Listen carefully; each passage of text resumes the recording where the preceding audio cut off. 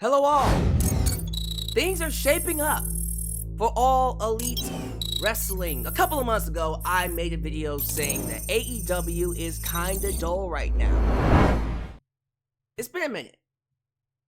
I wanted to come up here and give you guys my overall thoughts on the promotion, the company, as it stands since that video I made in December? Early December. Maybe late November. Regardless, I did not hold back. I told you my unfiltered, honest thoughts on AEW during a time when everybody else was still high on it. See, believe it or not, if you've been watching me long enough, you'll know I am one of the biggest AEW fans that has ever been. Talking about it on YouTube, content creating, that has literally been there since day one. Touting it, saying that this company at one point in time was the best wrestling show in the world. Better than WWE, better than New Japan Pro Wrestling, better than any other wrestling promotion. There was a point in time, you didn't need me to tell you that, because they were selling out arena after arena after arena. They did 21,000 sold out. Grand Slam, Arthur Ashe Stadium, sold it out. 85,000 during one of its not so hot periods, but still 85,000 at Wembley Stadium. Ladies and gentlemen, there was a point in time where it was undisputed that AEW, All Elite Wrestling, was the place to be. And then certain situations happened. Certain talent left. We can sit here all day and name them, but we're not going to. And the shows got worse. The quality of the shows. And I'm talking about not just Dynamite, but Rampage and Collision. AEW stopped feeling like AEW. And I was one of the first people to call it out. Go back to October. I remember doing a video saying AEW is kinda cold. While everyone else was saying, it's not a big deal. I was one of the first people to tell you, y'all, something's off. AEW's not the same. Storytelling is off. I don't know what's going on, but this is not the same AEW. And ain't it funny? Back in October, I was saying AEW was cold. It was cooling off. Currently, it feels like everybody else is catching up. Because you got other content creators and people who talk about wrestling now saying, yeah, AEW is cold. I've been said it was cold. Honestly, it was worse in December. It was dull. Outright dull. Barely any tag teams. The women were barely getting TV time. The Continental Classic was the only thing carrying the shows, and that was only barely getting people inside the building. There was a point in time with AEW, and you can look it up. Find WrestleTix on Twitter. Go back to the ticket sales for, tell you what, from September of 2023 even till January. But let's just be fair. September of 2023 till about December, the end of December, because that's the period where I said it was cold. On average, they were doing 1,000 to 2,000 tickets in arenas that sat 15,000. Embarrassing. Matter of fact, we have a Dynamite tonight. I will be doing a review on it, by the way, so be sure you check it out. But let's take a look at the ticket sales. Let's just see what AEW is doing. Because, guys, understand me when I say this. And this is not a WWE video, but I had to make this comparison to help you understand how bad it is for AEW. So, currently, for tonight's Dynamite, which is in, I believe, Tulsa, Oklahoma, at the BOK Center, they have 2,800 tickets sold. Current setup is 3,000. So you're thinking to yourself, that's not bad. They're going to be sold out in a second. Here's the problem. If I was to look up, let's just do this together. BOK Center. Look at the arena capacity. I didn't even have to put it all the way in. What are you doing? Why would you get practically a 20,000 seat arena and only get 3,000 seats? And then say, well, we sold out. No, you didn't. That's pathetic.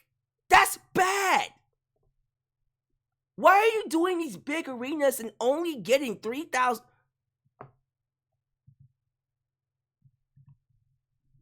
There was a point in time where they would have sold that out.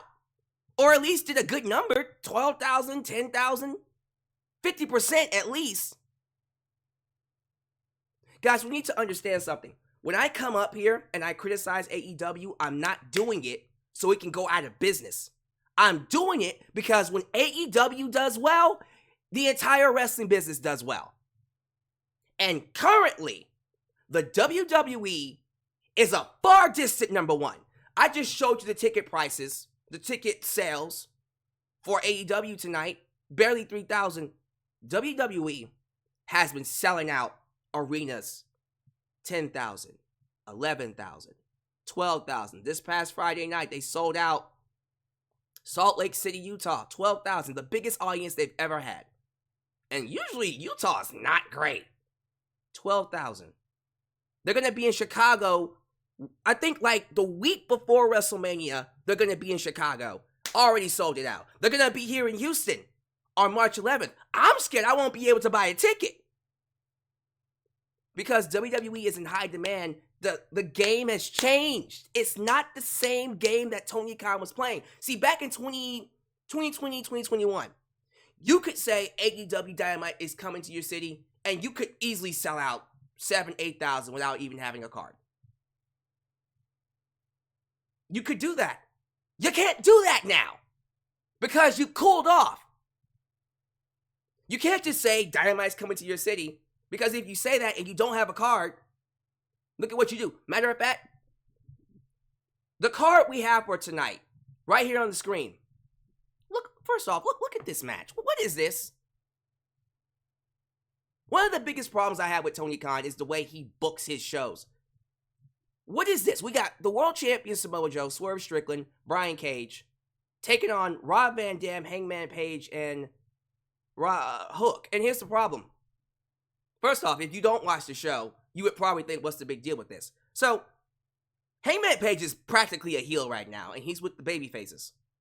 Swerve is practically a babyface, and he's with the heels. So, if you watch the show, like I do, this just makes it even worse. And I think a lot of people, they criticize me when they tell me, Alyx, you don't watch the shows. No, the fact that I watch the shows makes it even worse. But, okay, that's just one match. Let's keep going. Fine, you got me. Okay, well, it's just one match, right? Okay, it's just one match. Let me scroll up a little bit. Let me see what else is on this card. We have FTR versus Jon Moxley and Claudio Castagnoli. Okay, not bad. And then Tony Storm is in action. Against who? I don't know. Deonna Purrazzo's in action. Against who? I don't know. And that is it. We are literally... Well, it's 12 p.m. for me. So, just a couple, 7 hours away? The day of. We know 2 matches. We know Tony Storm's going to be fighting somebody, and Deonna's going to be fighting somebody, which is big, by the way, because that's 2 women's matches. Thank you. I appreciate that. That's one of my biggest criticisms. But, and we'll talk about that in a second. But this is pathetic. We are on the day of Dynamite, and we only know 2 matches. And then he wonders why he only can do 2,000, 3,000 people. We don't know who's going to be on the goddamn show. That's a problem. That's not me wanting AEW to go out of business. That's calling them out for things that they do that's self-inflicted, that hurt their shows. What is so hard with just promoting a full card the week before? I understand you got other shows. You got Ring of Honor, you got Rampage, you got Collision. No one told you, Tony Khan, to put all that on your goddamn plate. You decided to do that.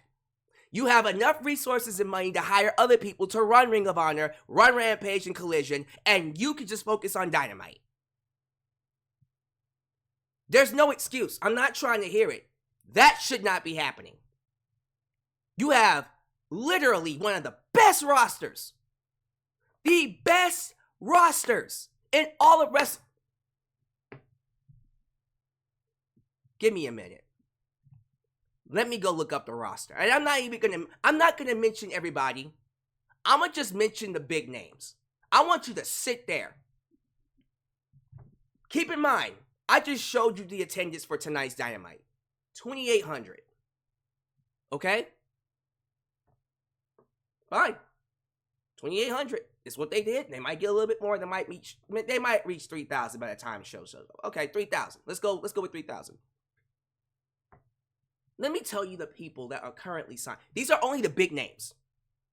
The big names. I'll even mention Will Ospreay, Okada, and Mercedes too, but it's not going to matter because they're not even here yet. And when they get here, that's going to change the game anyways. But here are the people currently on the AEW roster that are big names.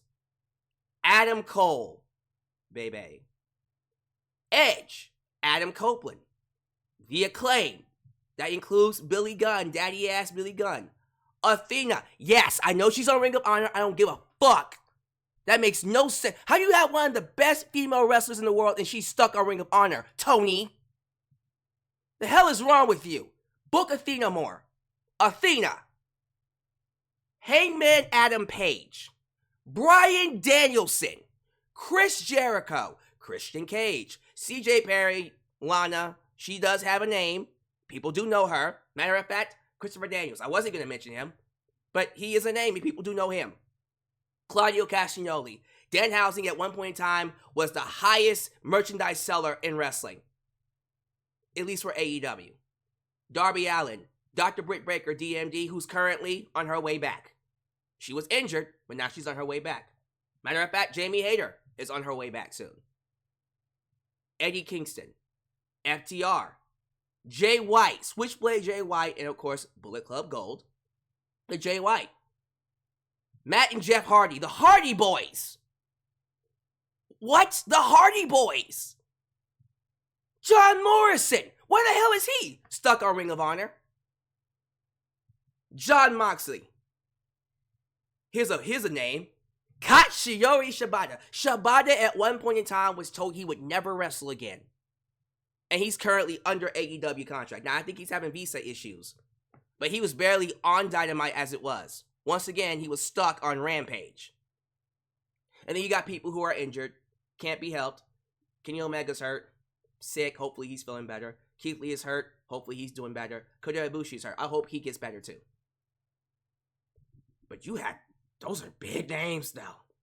And then of course you got Malachi Black, Buddy Matthews, Julia Hart, Brody King, the House of Black, Big Act.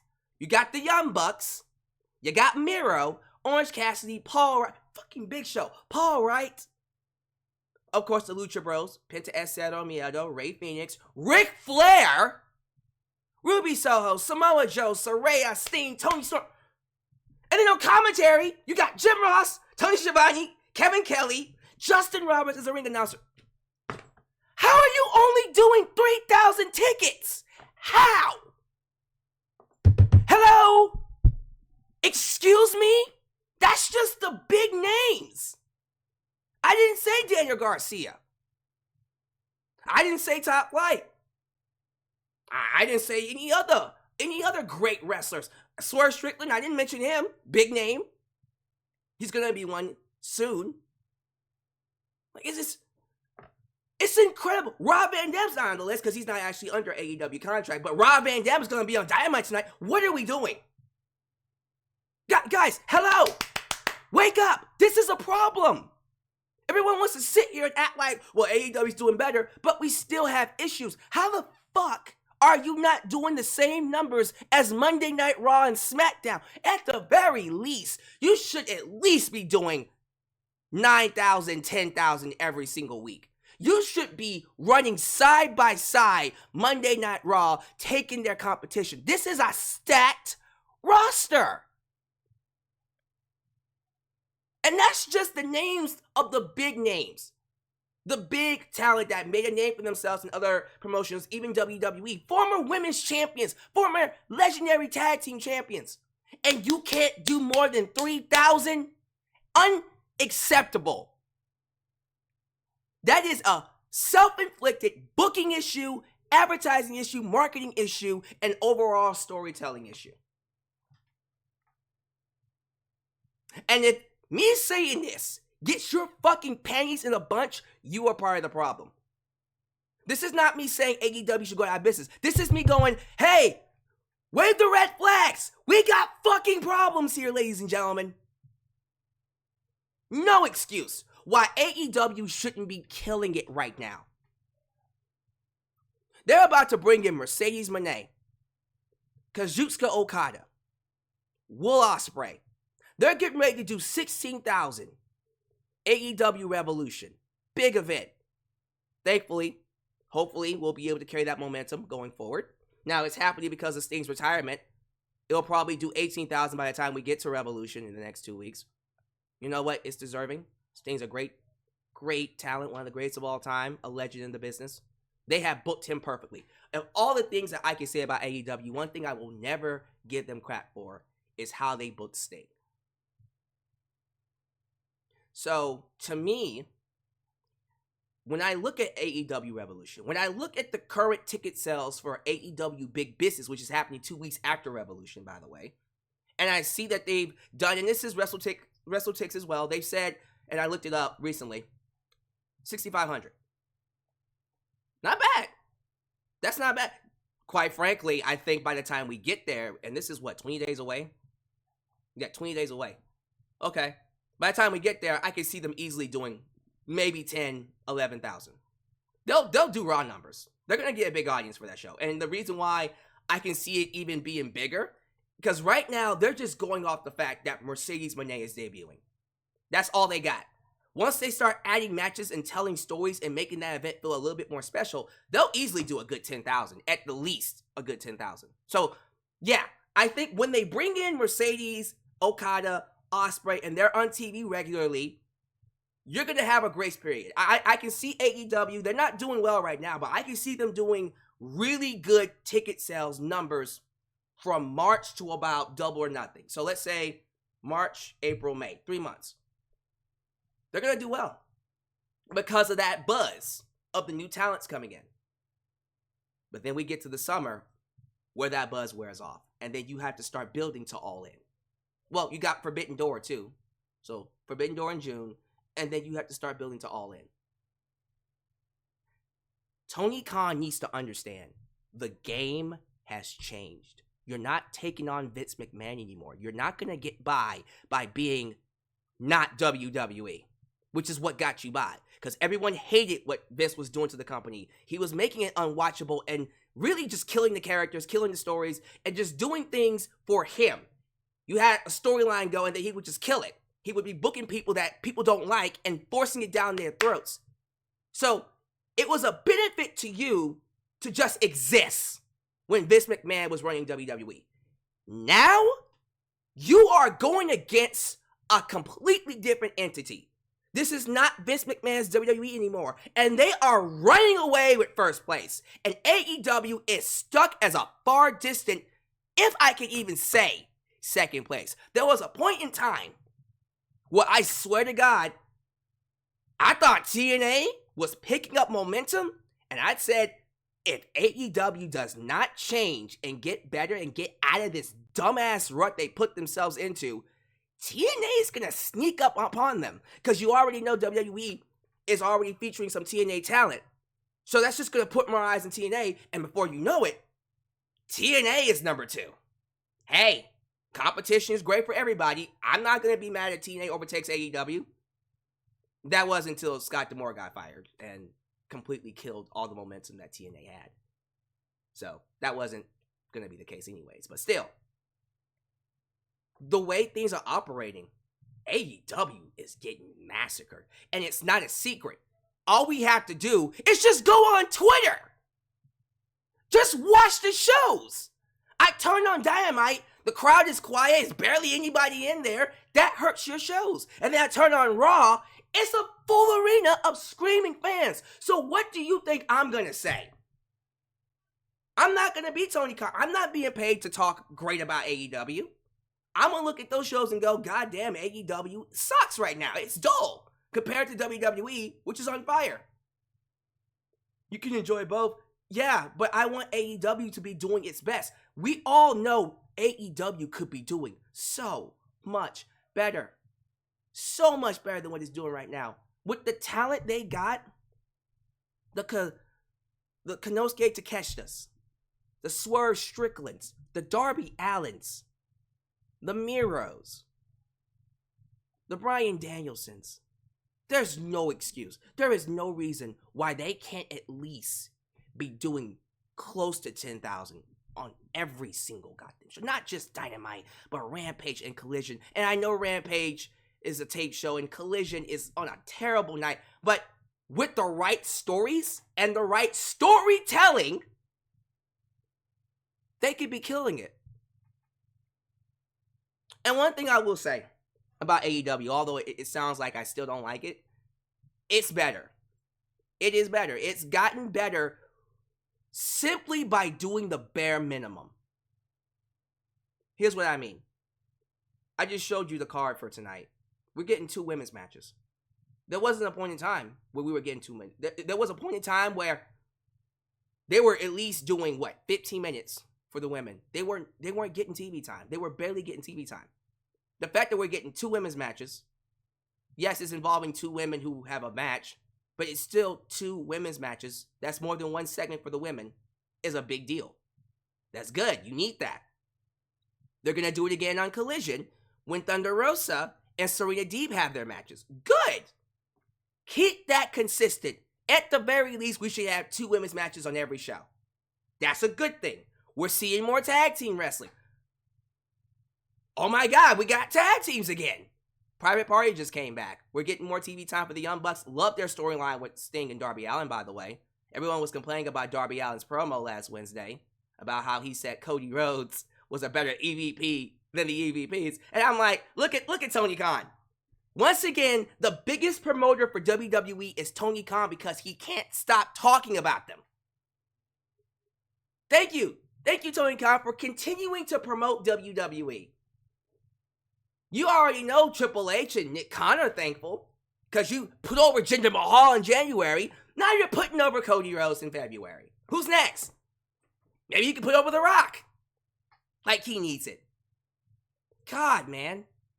But anyways, I love what they're doing with the Young Bucks. I like this new presentation that they have. It's something fresh. Matthew and Nicholas Jackson, the EVPs, and they're old school psychology on top of their in-ring action. I think it's actually going to elevate them to a higher level. I love it. I love what they're doing with that. I like what they're doing with Jeff Hardy day by day being disinterested. I want to see where that goes. The Hardy Boys can turn heel. We can get them to do some stuff. Konosuke Takeshita's getting more TV time. He should be a champion, but he's going to fight Will Ospreay at Revolution. So, look, we're doing some great things. We're also doing some dumb things, like with the Acclaimed and the Bullet Club Gold, the Bang Bang Scissor Get. Why are they a thing? What are we doing? Why are your 2 trios tag team champs a thing? Why are they scissoring? You know what I mean. It doesn't make any sense. There are things that don't make sense, and it pisses me off. But then they do stuff with Christian Cage and the Patriarch, and that's so good. AEW's champions right now, Samoa Joe, Christian Cage, which is the TNT champ, Orange Cassidy, who's the international champ. Your tag team champions are Sting and Darby Allin. Sorry, I don't know how I forgot about that. Sting and Darby Allin are your tag team champs. Your trios champs are the Acclaimed. Your women's champs are Toni Storm. Timeless Toni Storm. Oh my God, a complete breath of fresh air. I love her. She's amazing. And then Julia Hart, who's the TBS champ. Great. I think we have solid champions, and that helps. The problem is Everybody else feels inferior because you don't do a good job of promoting them and giving them stories and storytelling. Does AEW have stories? Yes. It's the execution of those stories that hurts them. Because you can have a good story and a good plot line, but if you don't execute it well, then it's a pointless story. Like, even right now, currently Chris Jericho and Sammy Guevara are they're involved in a feud with Don Callis and his family, and I'm trying to understand, like, why? Why were they involved in a feud with them? Especially now knowing that Konosuke's opponent is not going to be Chris Jericho at Revolution. It's going to be Will Ospreay. So what are we doing? What's going on there? You do all this TV time where Chris Jericho and Sammy get screwed by Don Callis, and then they don't have a match at Revolution. Konosuke's fighting Will Ospreay. What? CMLL have these luchadors showing up on Dynamite, and you're building a feud between CMLL and the BCC, and then all of a sudden, they just stop it. Oh, wait, they're doing a match in Mexico. They're doing a match in Mexico? What do you mean? So you gave your TV time to a match that's not going to happen on Dynamite? What are you doing? If I am giving all this TV time to the CMLL wrestlers, we're building to a match on my company's soil. My soil. My country's soil with my company.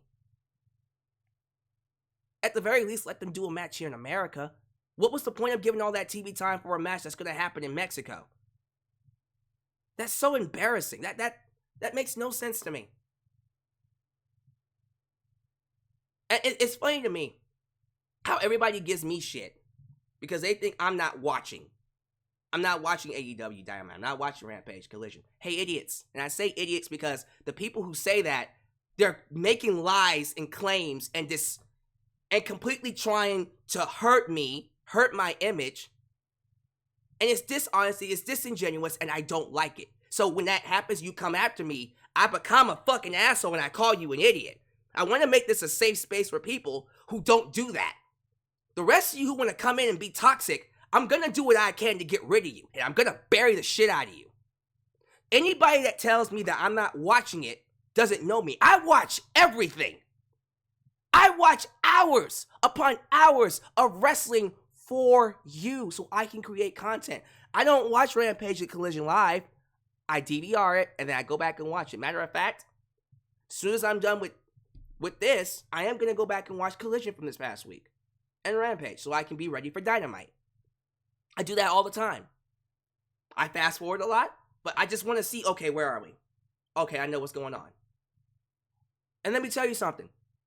If you watch all of it like I do, it actually hurts your enjoyment. Most of you just watch Dynamite. If you just watch Dynamite, oh, everything's peachy.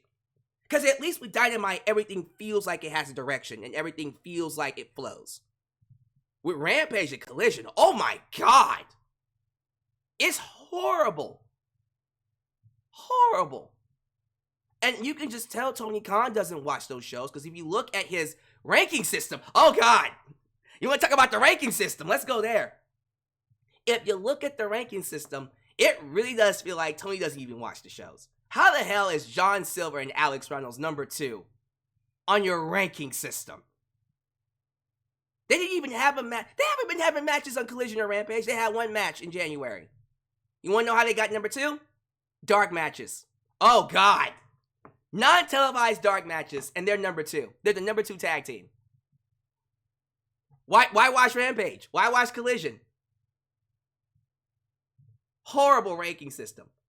That just lets you know that Tony Khan is... I think Tony Khan is showing us more and more that although he's a very passionate guy who loves wrestling, and I'm not going to take that away from him, it really does feel like when it comes to booking a show, or at least booking all of these shows by himself, he's just not good at it. All Tony Khan does is take all the big names and the wrestlers, throw them into a randomizer, push random, and whatever comes up. It's like when you play SmackDown vs. Raw or WWE 2K or whatever the fuck, AEW Fight Forever, and then you go into exhibition, and then you go to random, you pick random, right? You pick your favorite wrestler, and then you pick random. And then you just write that match down on a card. That's exactly what it feels like when I watch... Again, look at this match. This match looks like Tony Khan took people, threw them into a blender, and then said, okay, come up with something. And again, this is one of the only matches announced for tonight. You got to do better. I do agree that AEW, the future for AEW looks better because of the new talent coming in. And we're getting closer to Allin, which means Tony Khan is probably going to try a little bit harder because he needs to sell that out. Currently, I think they have like around 40K tickets sold for Allin, which is big, by the way. That's big. This early on in February? Oh yeah, that's halfway through the actual attendance. Because I think they sold 85,000. Yeah, they sold 85,000 last year. That was the biggest attendance. And now they're already halfway, close to halfway to topping that again. So I already know that when we get closer and we need to start building a card to Allin, he's going to put his all into it. And I think they might actually do a bigger number this year. Hopefully. But why are you only trying for Allin? We need to be trying every goddamn week. You're auditioning to come back the next week. Because that's the game now. This isn't a game where you can slack off and just be lazy and just do whatever you want one week. Not telling any stories, not have anything, just have wrestling matches. You can't do that no more. You can't do that. It's a different game now. Because when you do that and your numbers keep going down and AEW is basically becoming further and further a distant number 2 because WWE now has The Rock running the show with Triple H. And they're building new stars every single goddamn week. Hotter and hotter and hotter. Here you are being stagnant. Until Mercedes Moné, Okada, and Will Ospreay come in. And then we're going to have a buzz period for 3 months. But then after that, what are you going to do? You're going to keep hiring ex-WWE talent? No. You need to create a show, produce better shows, advertise it, promote it, let people know who are going to be on your cards way in advance. And just like you did for Revolution, just like you're doing for Big Business, make it feel like a big fucking deal. How do you do that? Storytelling! Create stories that get people invested in these wrestlers so then when they wrestle, they'll pay good money to come see them. That's not a WWE thing. And I'm not just saying AEW has to do it like WWE. You can do your own form of storytelling. I love what they did with Swerve and Hangman Page, what they're doing with them. Hangman Page is going out of his way to stop Swerve from being world champion. That is an interesting story. Hangman Page doesn't give a shit about winning the championship. He just wants to stop Swerve from winning it. I want to see where that goes. That's a story. And all of that's being told inside the ring. You don't need to do all this elaborate, crazy cinematic stuff that they do on NXT. Just tell good stories. That's it. Storytelling is not exclusive to WWE. Characters, stories are not exclusive to WWE. That is a hallmark of all entertainment. Who are these people? Why are they fighting? And why should I care? If you can't answer those questions, what are we doing here? I think AEW can do so much better. And I'm happy that people are waking up now and realizing, yeah, it has problems. Thank you. Thank you for waking up and realizing it. It's been having problems. It's been had problems. Only now, though, are people like, oh, okay, yeah, they need to work on it. I've been saying it since October. Since September, really, but October. You've had issues. You've had issues. And it wasn't because CM Punk left. Punk just hid your problems. I'm going to say it. CM Punk hid your problems. He was able to make it somewhat better on Collision when he was running it. Apparently, he was an executive. He had input on the show. But you still have problems, Tony. Major problems. And they're only going to get worse. So we're heading into a new period with AEW. I don't want to end it on a positive note, because I've been ranting a lot. Let me just say this. We're heading into a new period with AEW where they're about to negotiate a TV rights deal. And I can guarantee you right now, they're gonna stay on TBS, TNT. I will be shocked if Warner Brothers Discovery drops them. I will be very shocked. I don't think they are. I think they're going to renew their deal because currently, with the way that Warner Brothers touts them, they are one of the biggest programs they have. And currently, Warner Brothers is working on a partnership with other streaming services to do a live streaming service. And if my gut feeling is, and which is what I trust, if my gut feeling is correct, I can see AEW getting on that streaming service. And all of their pay-per-views will be live on that streaming service, which will be huge. So now all of the AEW content has a library, has a streaming platform to go to. That's going to make their product even hotter. And they're going to be able to say, okay, Monday Night Raw is going to be on Netflix. AEW is going to be on Warner Brothers. Big. Big. So I see that being something big. And then their TV rights deal, they're going to double their money, which means, all right, they get to have more resources and maybe hire better people to come in and do the job better, which is going to make them more money. I don't think QT Marshall's going to do much, but I like how he quit and then came right back when he realized, oh, hey, I'm not as big as I thought I was. Good to have you back, QT. I'm pretty sure Tony missed you. You're going to have a grace period of 3 months when Mercedes, Okada, and Will Ospreay come in. I can see them averaging, at the very least, a good 5,000 to 7,000 tickets each week because of those names. They should be doing 10, but you know what? If they're doing 5,000 to 7,000, that's a good size crowd. Honestly, I'm at the point now with AEW where if you wanted to, I would just, me personally, just do Daily's Place. Put all your shows in Daily's Place. Maybe have a specific show for Collision. Find a spot for Collision and just do your weekly shows in those places every week. Have a strong crowd that's excited to be there.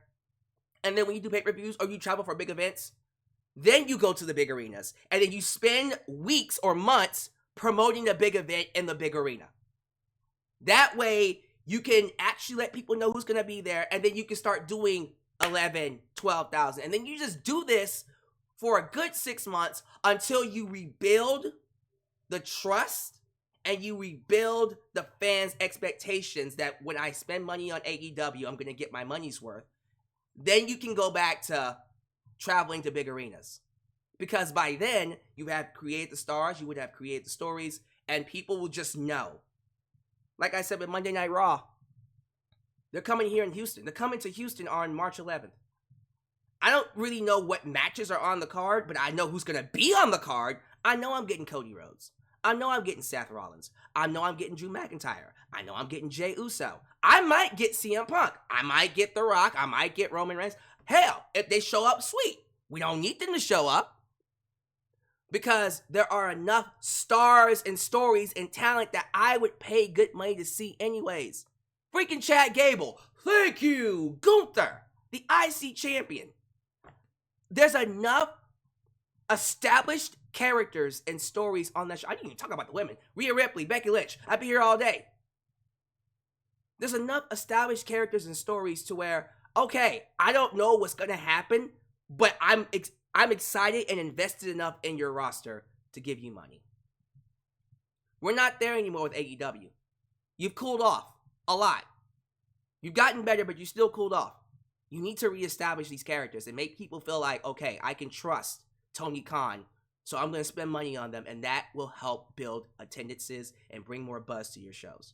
So if you need to just cut back and just do Daily's Place for a year, fine. Do that. Rebuild. Reestablish. Create bigger star. If Tony Khan were to focus and really get his show intact, more tag team matches, more TV time for the women, especially with Mercedes Moné coming in, and Jamie Hayter coming back, and Britt Baker coming back, you better have more TV time for the women. You get the trios division up and running, you build more main event players, you change up the landscape, because you're going to lose Sting. In just a couple of weeks, Sting is not going to be wrestling anymore. And in a couple of months, Bryan Danielson is not going to be full-time anymore. You need to start building new talent, building new stars, starting over again. You'll have the talent to make that happen. Once you get things right again, I promise you, I guarantee you, you'll be right there neck and neck with WWE. All of their problems are self-inflicted. Yes, some talent are injured. Yes, some people can't wrestle as much. I heard that Julia Hart, who's the TBS champ, she got hurt. Okay, that can't be helped. But you know what? You wouldn't be able to miss her if you just took a second to just establish stories and characters more. Does AEW have stories? Yes, but the storytelling sucks. And you know it does. How the hell do you go from CMLL versus BCC to stopping that and going back to Eddie Kingston and Bryan Danielson? Why didn't you just stick with Bryan Danielson and Eddie Kingston? Well, okay, see, there are some crazy wrestling fans out there that are going to take what I'm saying and saying I'm a hater. And I'm going to assume most of you didn't even watch the whole video. But the real fans that love me, who care about me, and I return that, I reciprocate that, thank you very much, you understand where I'm coming from. I don't want AEW to go out of business. I think AEW could be literally a strong number 2, if potentially not a number 1. But it needs the right people running the ship. Better advertising, better marketing, better stories, better investment in your characters, better booking overall. Stop randomizing your shows. Get a direction. Stick to it. And then on top of that, give us great in-ring action, which is what you're good at. Once you do the bare minimum and you get good at doing that, you would be surprised how that changes everything. Because everyone wants to sit here and say WWE is on fire. It is. But here's the crazy part. WWE has a very young roster with a lot of unestablished talent. They're just doing the bare minimum. Triple H is not even... We're not even seeing the best of Triple H right now. He's just doing the bare minimum. And look at how big their business is. Look at what they're doing right now. Now wait a year when they've established more talent. Oh my God. If they're doing big business now with a talent roster that's just young, but they're doing the bare minimum, giving them TV time, creating stories for them. Some of it works, some of it doesn't, but they're trying. And they're trying, and they're trying, and they're trying. Look at what they're doing. Look at how great things are for WWE. They are far distant number 1. Far distant. If AEW just did the bare minimum, I'm not expecting them to pull out NXT, Black and Gold, Attitude Era, storytelling, big star. Just do the bare minimum. Have a direction that we can clearly see, and that's why AEW Revolution is doing so well. Everything that you're doing for AEW Revolution and big business, do that for every show. Amber Alert. That's what we should be doing. That's what we should be doing for AEW. Amber Alert. Hello. Everything that you're doing for Revolution, do that for every show. Every show. And if that's too much for you, Tony, hire people. Build you a team around you. Well, you can go, okay, yes, yeah, no, we're not doing that. Let's change it up. Okay, yes. And that's it. That's all you gotta do. You can put in your ideas, you can have input, but bring in people to actually write these shows, man. Stop acting like a Bush League indie-rific show and get down to business. Get down to business. The landscape has changed. Keep up or you will fall back. You will fall behind. AEW is too good. You have no excuse. I just named the roster. I went through the entire roster of the big names. No excuse why we can't be doing 10K. That's on you. Tell me when I'm telling lies. Thank you for watching. Hey, maybe the next part, because this is like part 2 of the series. Part 1 was in December. Part 2 is here in February. Maybe the next part will be in May. Hopefully by May I can say AEW's back. I would love to say that. But until then, you'll keep getting these videos where I rip you apart. Because you should be doing better. And you know you should be. And all of you know they should be. God, I was fired up. Guys, first off, before I cut this video off, let me apologize to certain fans. Look, I'm not someone that likes to insult people. I take pride in calling this a safe space for wrestling fans. But if you come after me and you go out of your way to slander me and talk, misrepresent me, I am going to come after you. Because that's not okay. I want the best for everybody. The wrestling business cannot thrive. This ecosystem that we know as wrestling, it needs 2 wrestling promotions at their best competing for the top spot. Not one at their best and one being fucking lazy. Get your shit together, AEW, or you will fall behind and someone else will take your spot. Thank you for watching. Do all the YouTube things. Like the video, subscribe, and click that bell to catch all my content when it comes out. Follow me on social media, Facebook, Twitter, Instagram, TikTok, Discord. Discord link is down below. And donate using PayPal, Patreon, Cashapp, and Venmo. Hope you enjoyed it. See you for Dynamite tonight, and I'll catch you in my next video. This is Alyx, just Alyx, signing out right here in Alyx's world. The place that is, was, and forever will be a safe space for wrestling fans like you. Oh, when you're